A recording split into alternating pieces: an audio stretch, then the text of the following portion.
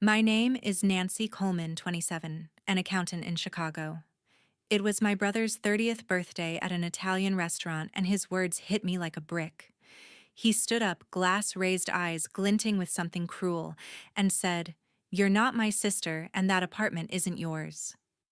The room went silent. Friends stared. His coworker smirked.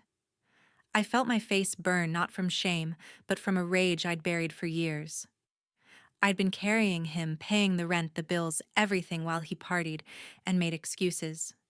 And now in front of everyone, he'd thrown it all in my face. I didn't scream or cry. I just nodded, grabbed my coat, and walked out. The sting of his words followed me to my car, but something snapped inside. I was done. Done being his bank, his doormat, his excuse. That night, I called my best friend. We made a plan, one that would turn his world upside down. By morning, the apartment we shared would be empty except for his junk. I'd take back what was mine and leave him with a truth he couldn't twist.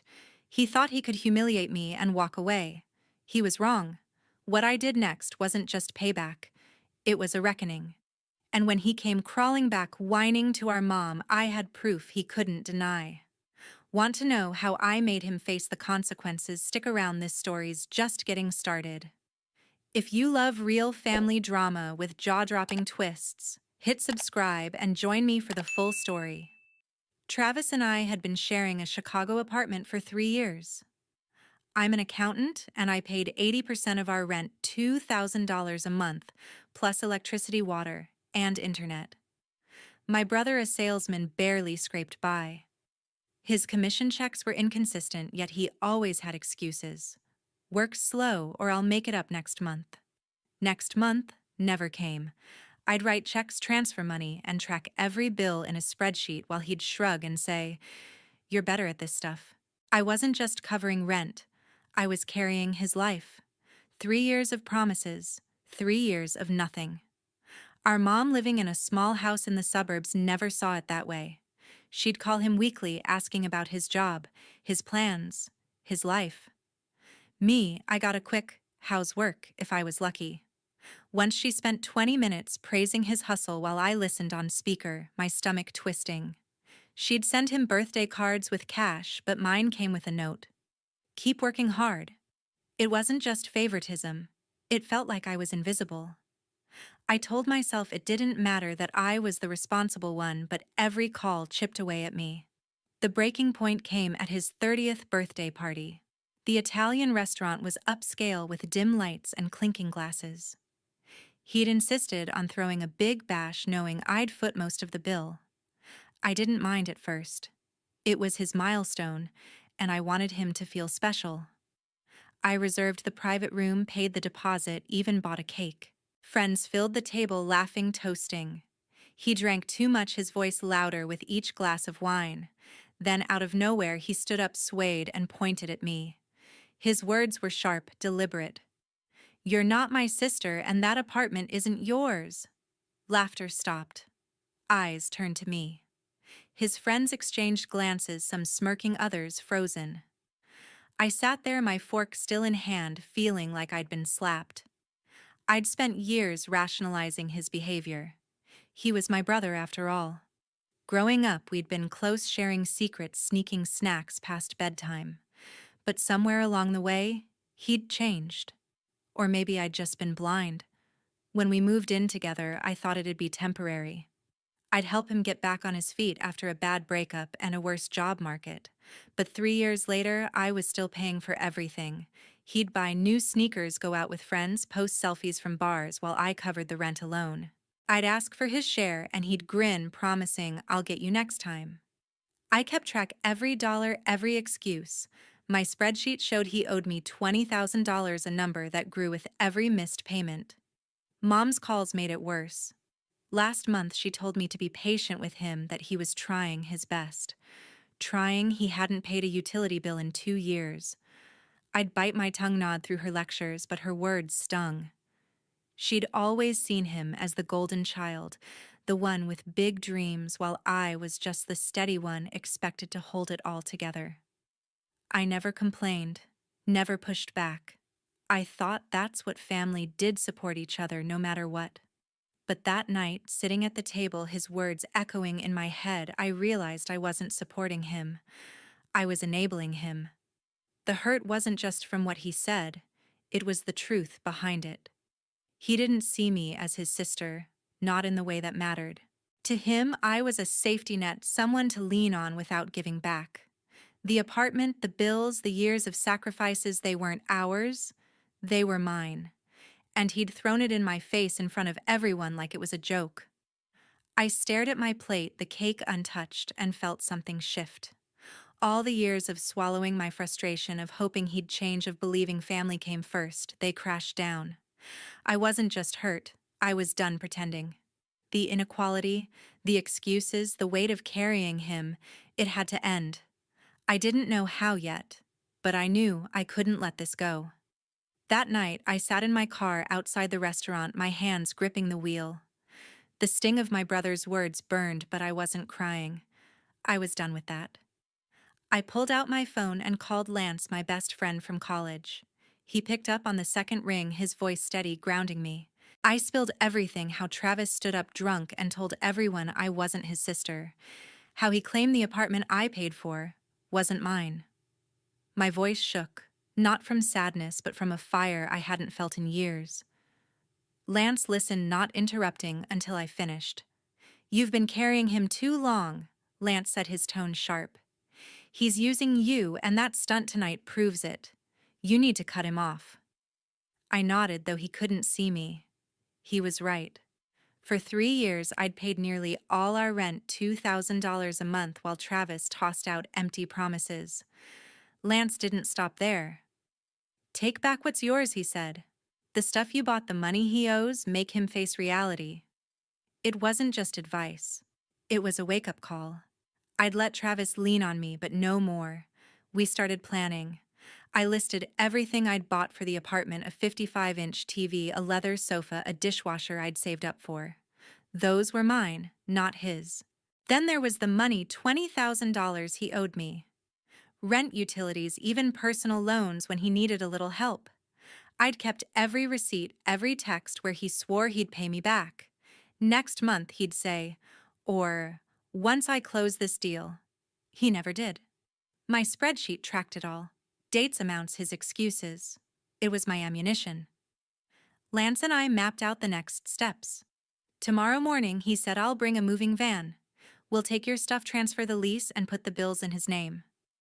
I hesitated for a second. This was big, moving out, leaving him to fend for himself. But then I remembered his smirk, the way he'd humiliated me in front of his friends.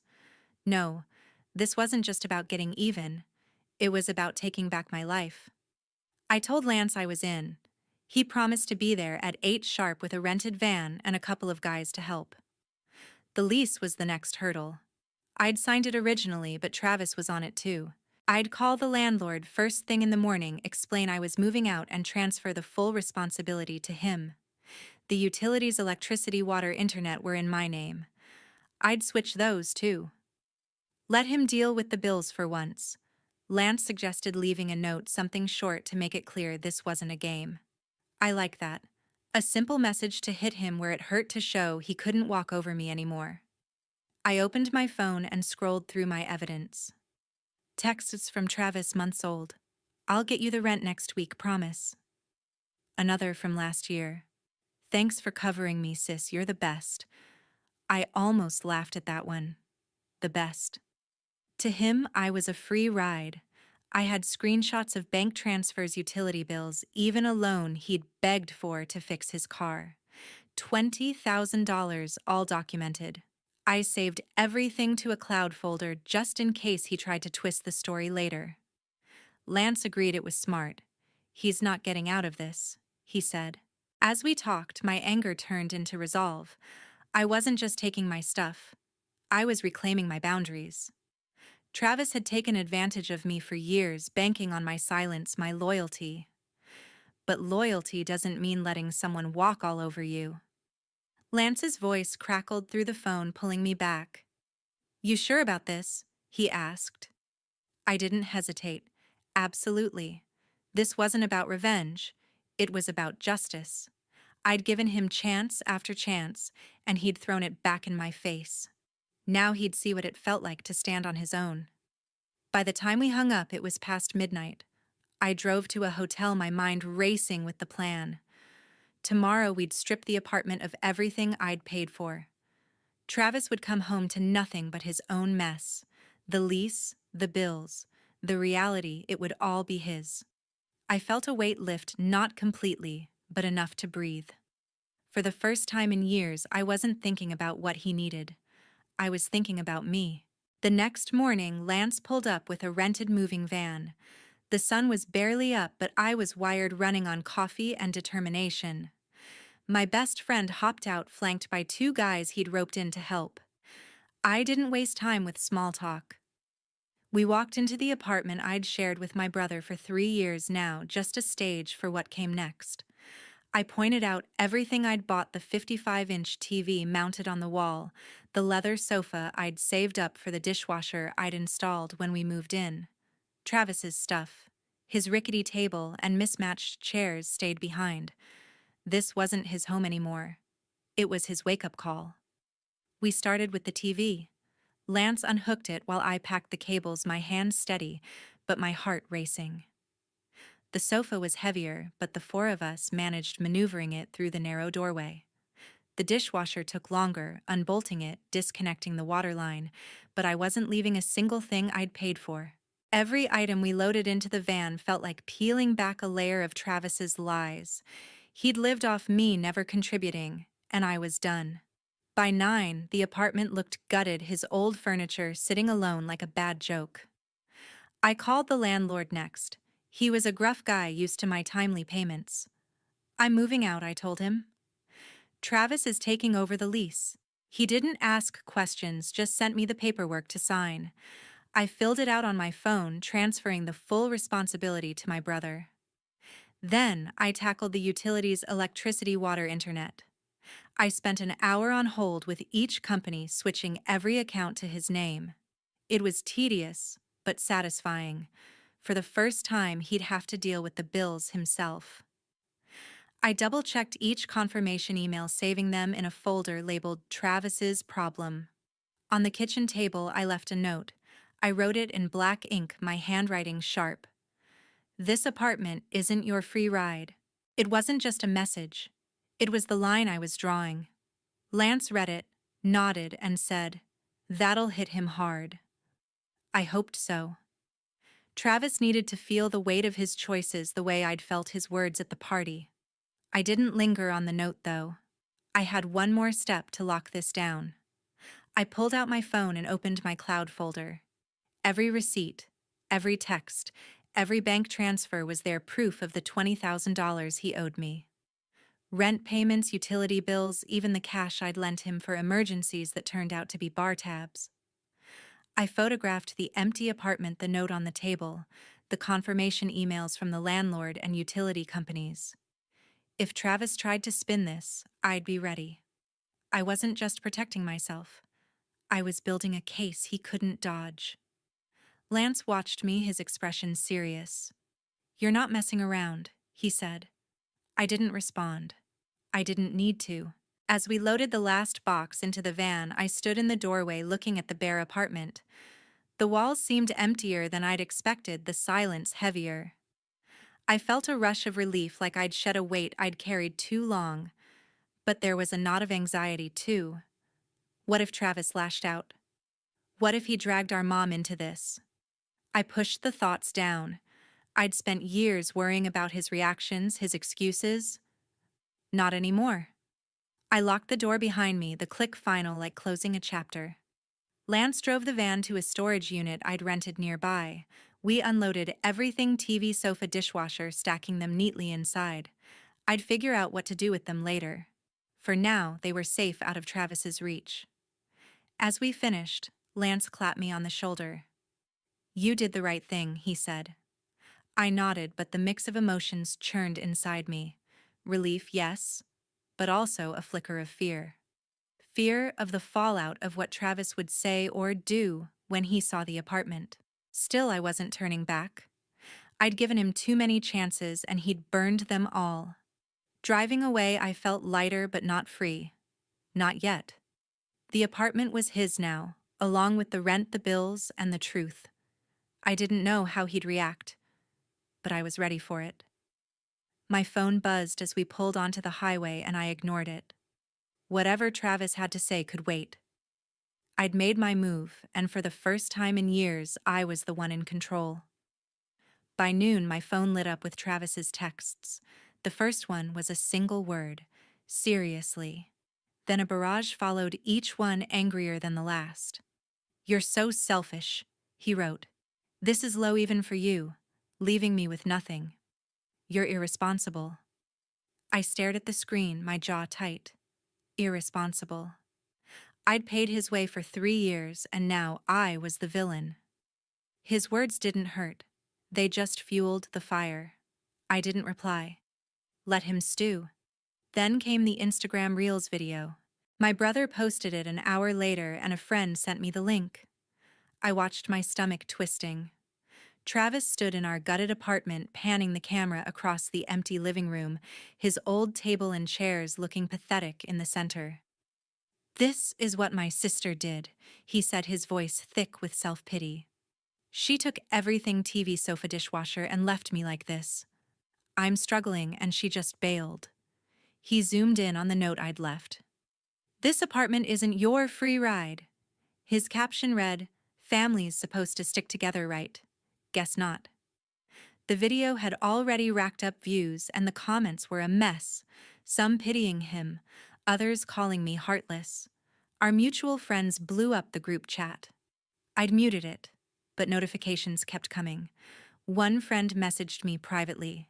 "Did you really do this? What happened?" Another was blunt. "Travis is acting like a victim, but this feels off." I didn't respond yet. I wasn't ready to explain myself to people who'd only heard his side. Travis had always been good at playing the underdog, charming his way out of accountability. Not this time. I had proof, and I'd use it when the moment was right. Lance jumped into the group chat, and I could have hugged him for it. "Hold up," he wrote. "Travis, where's the $20,000 you owe Nancy for rent and bills?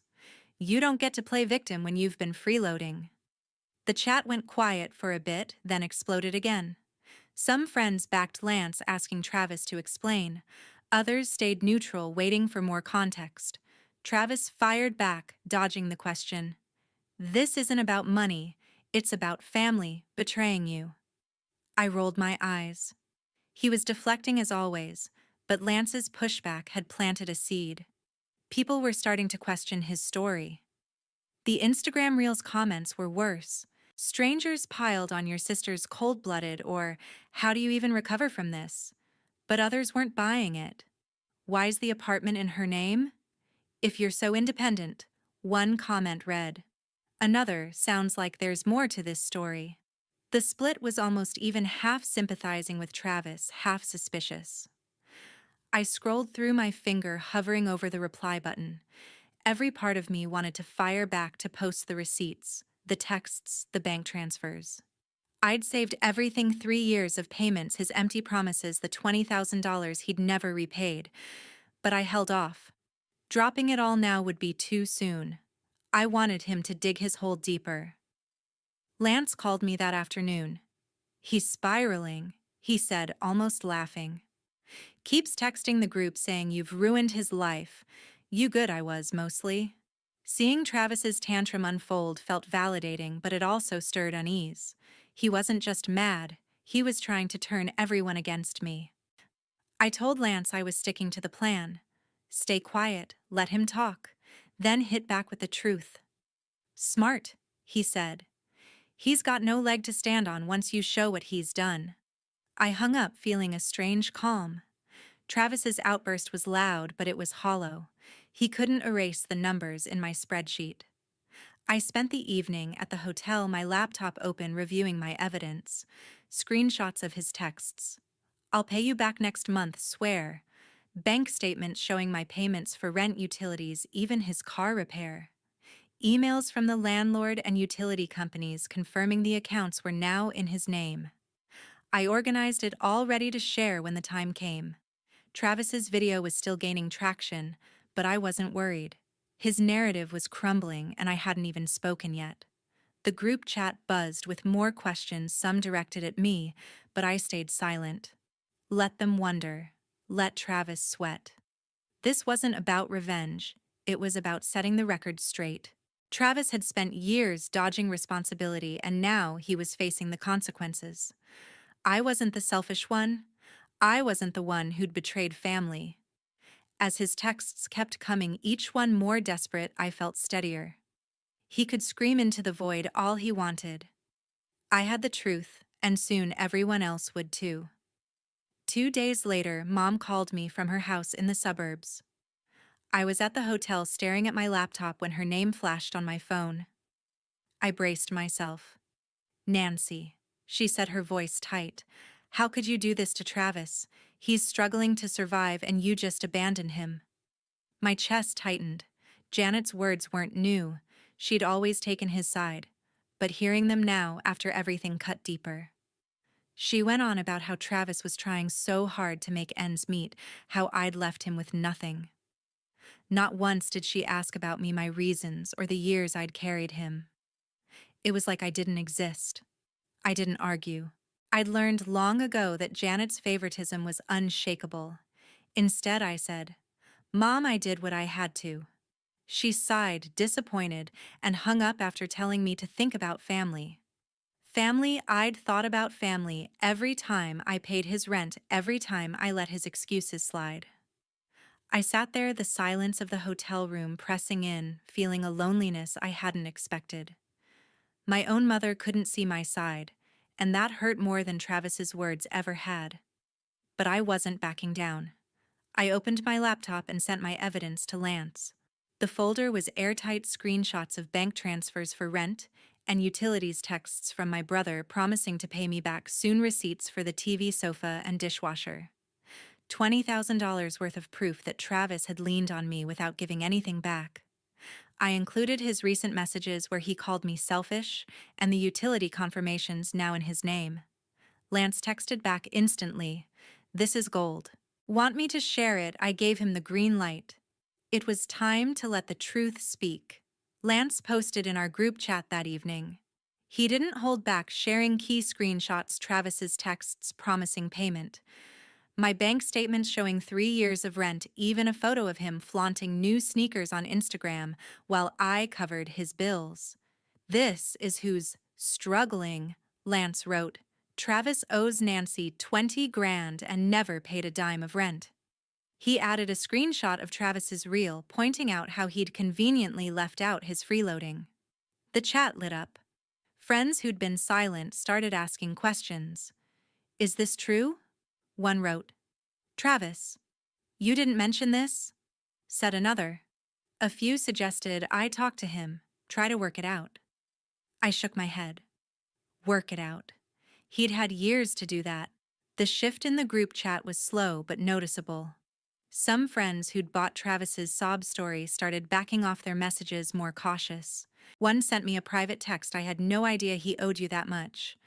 Why didn't you say something?" I didn't reply. Explaining myself to everyone wasn't the goal, showing the truth was. Travis tried to defend himself in the chat, claiming I'd exaggerated the debt that he'd helped in other ways. Lance shut him down with another screenshot, Travis's text from last year begging me for a loan to fix his car, which he spent on a weekend trip. The chat went quiet after that. Janet's call kept replaying in my mind. Her voice, so quick to defend Travis, so blind to my sacrifices, left a hollow ache. I'd always known she favored him, but this was different. She hadn't even asked why I'd moved out, why I'd taken my things. It was like my side of the story didn't matter. I felt alone, cut off from the family I'd tried so hard to hold together. But that loneliness hardened my resolve. I wasn't wrong for standing up for myself. Travis had taken enough, and Janet's bias wasn't my burden to carry. I checked the group chat again before bed. A few friends had messaged me privately saying they understood why I'd done it. Others were still on the fence, urging me to talk to Travis. I ignored those. Talking hadn't worked in 3 years. Why would it now? Lance called to check in. You okay? He asked. I admitted Mom's call had shaken me, but I was holding firm. You're doing the right thing, he said. They're starting to see him for who he is. I nodded, staring at my laptop screen, the evidence folder still open. I wasn't just fighting for myself anymore. I was fighting for the truth. Travis and Janet could cling to their version of reality, but I had the facts, and I wasn't letting go. A week after the party, Travis texted me from a new number. We need to talk, he wrote. I agreed to meet at a quiet Chicago cafe, my folder of evidence tucked under my arm. The air was crisp, the city buzzing, but I felt steady. I'd prepared for this. When I arrived, Travis was already there, slouched in a corner booth, looking tired. I slid into the seat across from him, the paper outlining his $20,000 debt between us. This wasn't about reconciliation, it was about closing the book. Travis started with an apology, but it was weak. I'm sorry about the party, he mumbled, eyes on his coffee. Work's been rough, and I had too much to drink. I didn't flinch. His excuses were as old as the debt he owed me. I pushed the paper toward him, detailing every payment I'd made. Rent, utilities, loans he'd never repaid. This is what you owe me, I said. $20,000. His face paled as I laid out the evident screenshots of his texts, promising to pay bank statements showing my transfers receipts for everything I'd bought for our apartment. He tried to interrupt, blaming stress, but I cut him off. Sign it, I said, handing him a pen. The paper promised he'd pay $50 a month until the debt was cleared. He hesitated, then scribbled his name, his jaw tight. I leaned back, feeling a weight lift. Then I dropped the bombshell. I sold Dad's watch, I said. The one he left us. Got $500 for it. Travis's eyes widened, shock replacing his defensiveness. You sold it, he stammered. I nodded. I'm going to Hawaii. A real vacation on my terms. The watch, an old heirloom, had been a sore point for us. Travis always thought it was his. Selling it was my final act of reclaiming my life. He didn't argue, just sat there stunned as I stood up. We're done here, I said, leaving him with the signed paper and his coffee. Walking out of the cafe, I felt free. The city's noise faded, replaced by a quiet certainty. Travis no longer had a hold on me. His words, his debts, his excuses. They were his burden now. I didn't look back. For the first time in years, I wasn't carrying someone else's weight. A few days later, I moved into my new apartment near work. It was small, but mine, with big windows letting in soft light. I decorated it slowly, string lights along the walls, a sturdy bookshelf filled with novels, a few potted plants adding green to the space. Every choice was mine, from the soft rug underfoot to the coffee table I'd picked out. It felt like a fresh start, a space where Travis's chaos couldn't reach me. At work, I grew closer to Ellen Porter, a colleague in finance. We started grabbing lunch together, splitting the bill down the middle every time.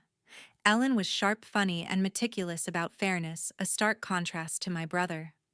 Over burgers one day, she asked about my move, and I shared bits of the story, not the full drama, just enough. You did the right thing, she said, her tone matter of fact. Our friendship grew, built on small moments, coffee runs, shared playlists, and plans for a weekend hike. For the first time, I had a connection that didn't demand I give more than I got. Meanwhile, Travis unraveled. Lance told me he couldn't keep up with the rent on the old apartment. By the end of the month, he'd moved back in with Janet, our mom, in the suburbs. His sales job, always shaky, wasn't enough to cover his debts or his lifestyle. Friends in the group chat stopped defending him, their silence louder than their earlier questions. Janet, too, faced her own reckoning. Her favoritism hadn't saved Travis from his choices. She called me once asking me to fix things, but I didn't answer. I was done fixing their messes. I blocked Travis's number after the cafe meeting. No more texts, no more excuses. Cutting him off wasn't easy, but it was necessary. I didn't hate him, I just refused to let his selfishness define my life. My focus shifted to my own path: work, Ellen, the trip to Hawaii I'd planned. I was building something new, something mine. This journey taught me hard lessons. Family isn't a blank check. You have to set boundaries, even with the people closest to you. Travis's selfishness cost him his independence, his credibility, and our relationship. Janet's blind support enabled him leaving her to deal with the fallout. For me, financial independence became my strength, a shield against being used again. I'm grateful to those who followed this story, who've seen the messy truth of it. What do you think? Have you ever had to draw a line with family? Share your thoughts below. And if you found value in this, please subscribe to the channel for more. Thank you for listening.